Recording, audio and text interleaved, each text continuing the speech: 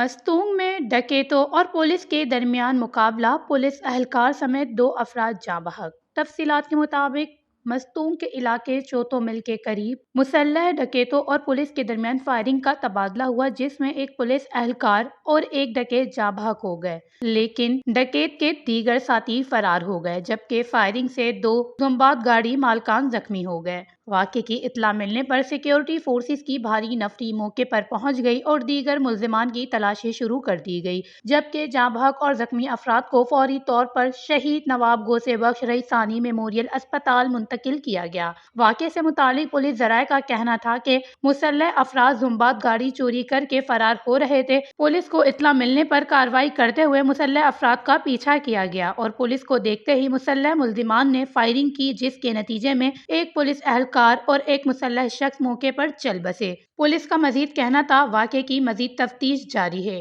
واضح رہے، واقعے میں جاں بحق پولیس اہلکار اور ڈکیت قریبی رشتہ دار اور کزنز ہیں۔ وش نیوز، مستونگ، بلوچستان۔